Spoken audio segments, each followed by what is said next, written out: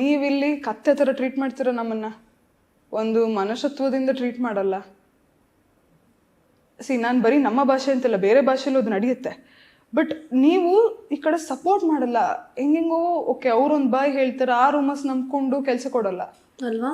ನೀವು ಒಂದ್ ದಿನ ಏನೋ ಒಂದು ವರ್ಕ್ಶಾಪ್ ತರೋ, ಏನೋ ಒಂದು 2 ದಿನ ನನ್ನ ಜೊತೆ ಮಾಡಿ. ನಿಮಗೆ ಇಷ್ಟ ಆಗಲಿಲ್ವಾ ಬಿಡಿ ನನ್ನ. ಕರೆಕ್ಟ್. ನೀವು ಅವ್ರ ರೂಮರ್ಸ್ ಕೇಳ್ಕೊಂಡು ಇನ್ನೊಬ್ರು ಕೆಲಸನ ಕಿತ್ಕೋಬೇಡಿ. ಅದೇನಾಗುತ್ತೆ ಅಂದ್ರೆ ಲಾಸ್ಟಲ್ಲಿ ಓಕೆ ನಮ್ಮವ್ರು ನಮಗೆ ಕೆಲಸ ಕೊಟ್ಟಿಲ್ಲ ಅಂದ್ರೆ ನಾವು ಪಕ್ಕದ ಊರಿಗವ್ರಿಗೆ ಹೋಗ್ತೀವಿ. ಅದೇ ಆಗಲ್ಲ ಲಾಸ್ಟ್. ಆಗ ಕನ್ನಡ ಜನಕ್ಕೆ ಹೆಂಗ್ ಕಾಣುತ್ತೆ, ಇಲ್ಲಿ ಸೇಮ್ ತಗೊಂಡ್ರು ಅಲ್ಲಿ ಕನ್ನಡ ಜನಕ್ಕೆ ನಾವು ಬೆಳೆಸಿದ್ದು, ಆದ್ರೆ ಅಲ್ಲಿ ಹೋಗಿ ಇದ್ ಮಾಡ್ತಾ ಇದಾರೆ. ಆದ್ರೆ ಒಳನೋಟ ಯಾರು ನೋಡಿ ಯಾರಿಗೂ ಗೊತ್ತಿಲ್ಲ, ಒಳಗಡೆ ಏನ್ ನಡೀತಾ ಇದೆ ಯಾರಿಗೂ ಗೊತ್ತಿಲ್ಲ. ನಾನು ತುಂಬಾ ಸಫರ್ ಮಾಡಿದ್ದೀನಿ, ನಾನು ಹತ್ತಿದ್ದೀನಿ, ಎಲ್ಲ ಮಾಡಿದ್ದೀನಿ. ಸೊ ಇವಾಗ ಒಂದು ಸ್ವಲ್ಪ ಬ್ರೇಕ್ ತಗೊಂಡು ಫೈನ್.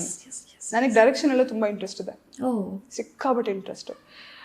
ನಾನು ಏನು ಡಿಸೈಡ್ ಮಾಡಿದ್ದೀನಿ ಅಂದರೆ ನನಗೆ ಏನಾಗುತ್ತೋ ಬಿಡುತ್ತೋ ಗೊತ್ತಿಲ್ಲ, ಬಟ್ ಒಂದಲ್ಲ ಒಂದಿನ I will be the person to break this chain. ನಾನು ಈ ಚೈನ್ ಬ್ರೇಕ್ ಮಾಡ್ತೀನಿ. ನಾನು ಬರೀ ಆ್ಯಕ್ಟರ್ ಅಲ್ಲ, ನಾನು ಬೇರೆನೂ ಆಗ್ತೀನಿ. I will show to the people that ಕತೆ ಅಂದರೆ ಬರೀ ಇದಲ್ಲ, ಏನೆಲ್ಲ ಮಾಡ್ಬೋದು.